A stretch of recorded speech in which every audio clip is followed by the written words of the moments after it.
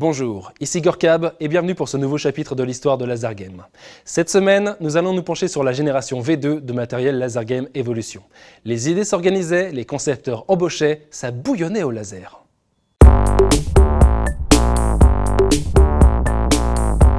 Pour parler de la V2, il faut parler de Xavier, encore une fois, et un peu de notre deal. C'était tu me fais un matériel qui répond à mes attentes et je te donne une partie de la boîte et aussi tu viens travailler à temps plein pour cette boîte. Et donc on a commencé d'abord pour construire la V1, mais puis après tout de suite on s'est dit il manque des choses quoi. Il manque des choses, il manque des cibles, il faudrait plus de cibles, il faudrait plus d'informations, il faudrait des informations non seulement pour le joueur, mais pour l'exploitant.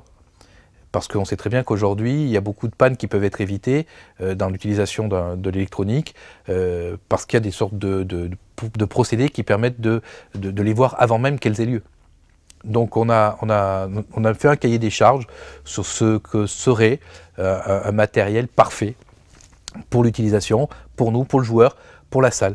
Là, on commence à penser aux salles, puisqu'on commence à avoir des clients, on commence à dire, non seulement il faut qu'on fasse un matériel qui permette aux joueurs de s'éclater, et qu'on enlève les problèmes. Donc les problèmes, par exemple, sur la V1, ça pouvait être le poids, parce qu'on utilisait des piles, des batteries qui étaient trop lourdes, pas avec vraiment la bonne technologie. C'était aussi le look. Le look de la V1 était très rudimentaire, il fallait le travailler. Donc on est allé chercher des designers. Là, on commence à se professionnaliser vraiment, et puis surtout, il y a tout de suite cette envie de continuer à travailler sur ce matériel. Parce que là, tu me parles de V2, mais en fait, il y a V2 et V2.8. C'est pas tout à fait le même matériel. On a vraiment fait en sorte de toujours travailler en R&D sur notre matériel, jusqu'au moment où on décide de passer à l'autre. Mais même encore, il y a des gens qui utilisent la V2, c'est un des produits phares de notre marque, mais la V2, c'est pas du tout la même qu'à l'origine. J'imagine bien qu'en 10 ans, les choses ont évolué. Le passage de la V1 à la V2 a été le gros premier passage de Laser Game Evolution, avec une technologie quand même bien acquise en V1, et en V2, une technologie améliorée. On était toujours sur les bases de ce qu'on appelle chez nous le 100% laser, c'est-à-dire qu'on tire et on touche avec le laser, et non pas avec de l'infrarouge à côté. Et ça a été vraiment ce qui nous a permis de faire le plus par rapport à la concurrence. La V2 est vraiment la différence entre notre matériel à nous et le matériel des concurrents. On est passé sur un matériel beaucoup plus professionnel, beaucoup plus industriel, beaucoup plus fiable, avec beaucoup plus de cibles, de capteurs, comme on dit, notamment sur les épaules et sur le pistolet, chose qu'il n'y avait pas en V1. On a rajouté aussi une fiabilité encore plus accentuée du matériel V2 et un léger prémisse de design aussi. Un design assez sobre, assez qualitatif. Et ça nous a permis de vraiment faire évoluer la marque. Alors la V1, comme on disait, c'était vraiment la marque qui se découvrait. La V2, c'est ce qui a fait évoluer la marque, qui lui a fait devenir leader au niveau national. Et ce qui a permis derrière d'exploiter beaucoup plus aussi en termes logiciels, beaucoup plus de paramètres étaient accessibles sur le logiciel pour le configurer le plastron. Et notamment, on pouvait avoir des alternances de chargeurs, de choses comme ça, alterner le tir.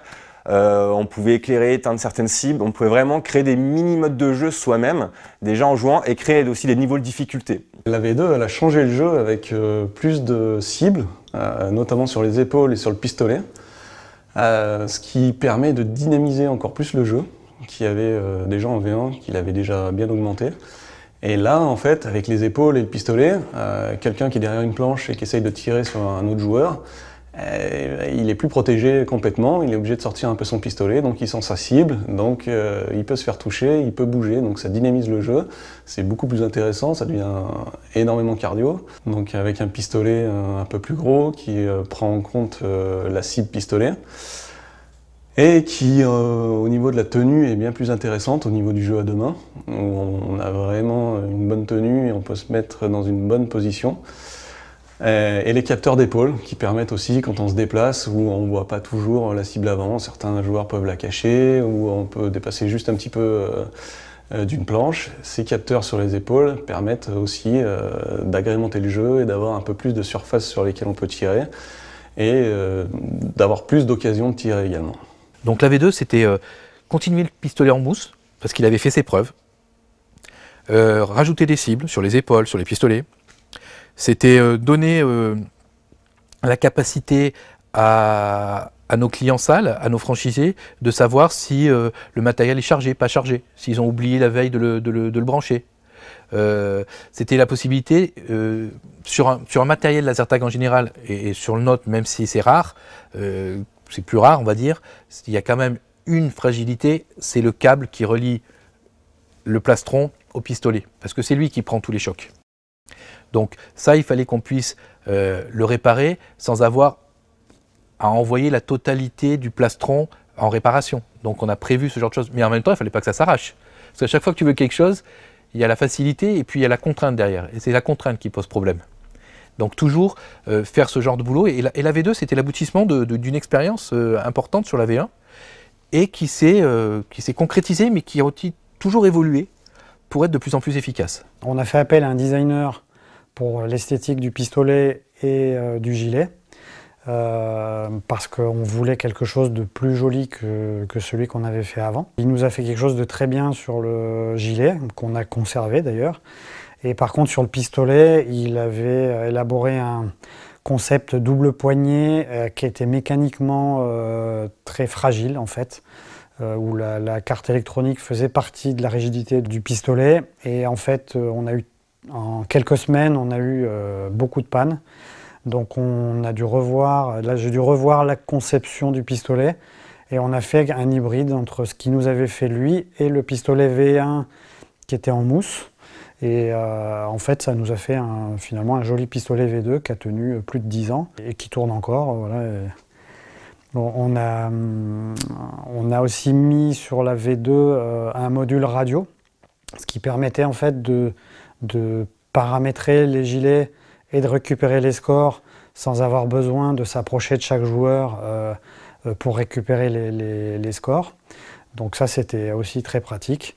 Un afficheur à cristaux liquides, voilà, on a fait pas mal de choses sympathiques, des LED qui pouvaient être modulés pour faire des effets de flash multicolores ou de variations. On a rajouté plein de choses que nos premiers clients qui étaient en V1 nous ont demandé de rajouter.